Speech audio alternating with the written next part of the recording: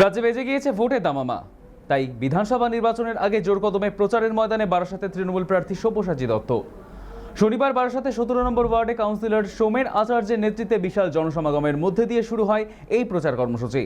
প্রথমে বিদ্রোহী ক্লাবের খেলার মাঠে সমর্থকদের জমায়েত হয়, তারপর সেখানেই শুরু হয় বর্ণাঢ্য মিছিল, যা এলাকা জুড়ে নজর কাড়ে। মিছিলের শুরুতেই মণি ঋষিদের মূর্তিতে মাল্যদান করেন প্রার্থী সব্যসাচী দত্ত। পাশাপাশি স্থানীয় মন্দিরে গিয়েও পুজো দেন তিনি। এদিনের পুরো কর্মসূচিতে বিপুল সংখ্যক সমর্থকের উপস্থিতি চোখে পড়ার মতো ছিল। প্রচারে সাধারণ মানুষের ব্যাপক সাড়া মিলেছে বলে দাবি ঘাসফুল শিবিরের।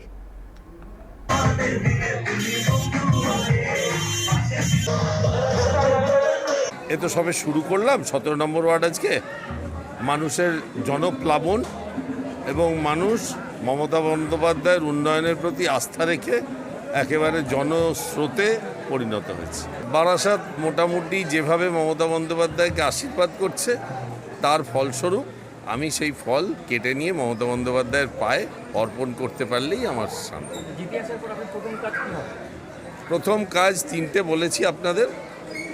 একটা, যানজট।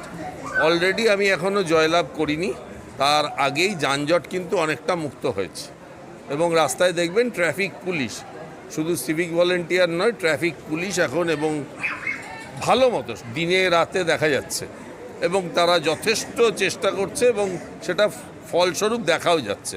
চাপাডালি মোড়, কলোনি মোড়, ডাকবাংলো মোড় এখন যানজট অনেক মুক্ত হয়েছে। 2 বলেছিলাম হসপিটালে রেফার না করার জন্যে, মাননীয় মুখ্যমন্ত্রী প্রচুর টাকা খরচা করে হসপিটাল থেকে বারাসাতকে সুপার স্পেশালিটি এবং পরবর্তীকালে মেডিকেল কলেজে রূপান্তরিত করেছেন। সেখান থেকে রেফার হতো শুনেছিলাম, এখন রেফারটা অনেকটা কমে গেছে। সবটা হয়ে গেছে আমি বলবো না, কমে গেছে অনেক। আর তৃতীয়, বারাসাতের নিকাশি ব্যবস্থা, সেটা সুদূর প্রসারী, দীর্ঘমেয়াদী। রাতারাতি ওটা করে ফেলবো এটা বলবো না, একটা মাস্টার প্ল্যান বানিয়ে করতে হবে, কারণ বারাসাতের 35টা ওয়ার্ডেরই নিকাশি ব্যবস্থা নিয়ে একটা খুব সমস্যা আছে। আর সর্বশেষ, আমি নিজে দেখেছি বারাসাতে একটা খুব সুন্দর ঝাঁ চকচকে স্টেডিয়াম তৈরি হয়েছে, কিন্তু খেলা হয় না। সেই ভালো খেলা এখানে